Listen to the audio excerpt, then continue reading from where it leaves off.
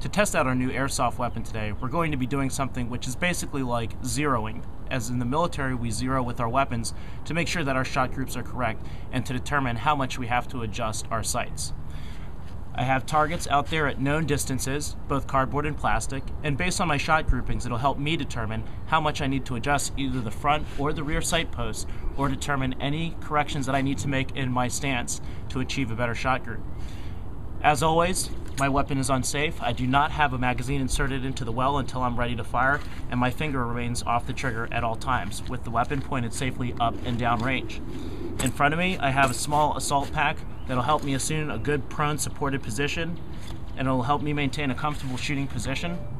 I also have a duffel bag underneath me here to just kind of reduce some of the bone on concrete contact and make it a little bit more comfortable. You can use a foam pad, sleeping pad, or even a yoga mat. I also have a data book here, which I'll use to record any information or changes, updates, or sight changes that I make to this weapon. Some of you might think that that might be a little bit excessive, but it's always good to keep track of the weapon that you're shooting with, especially with airsoft. People go and do a lot of resale or selling things as they want to acquire new things, and it's always good to have the information of how much you've used the weapon when you post it on the internet or anywhere else to sell. I've made sure that there's nobody downrange. At this point, I'm going to take my magazine and insert it into the well. This particular magazine holds approximately 300 rounds.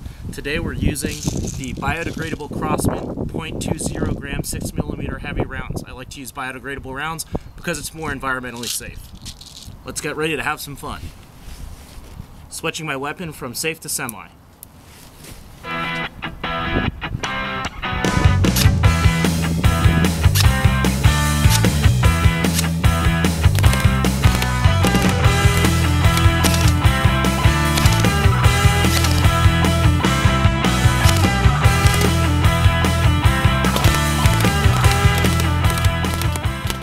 Getting used to airsoft, BB gun shooting, target shooting of any kind, it's always good to practice with different positions.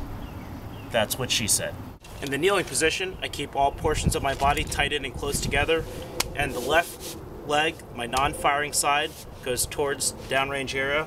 I have my knee stuck out like this. I have my elbows stacked right on top with my hand on the magazine well.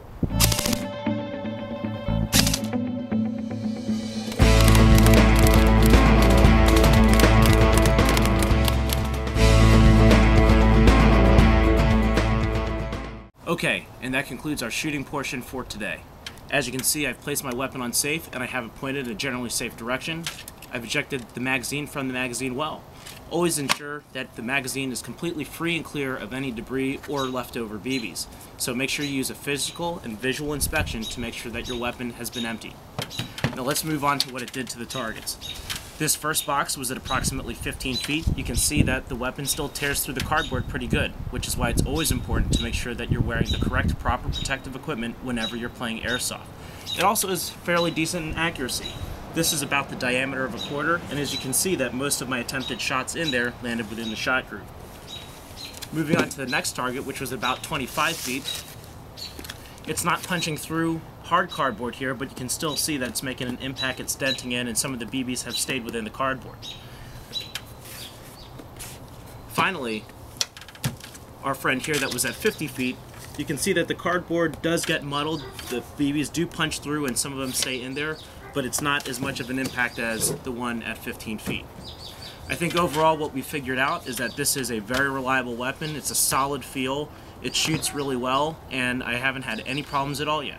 After you're done, be kind to the environment and police up your trash. Also always remember that whenever you're using your weapon, to make sure that it's kept well and maintained.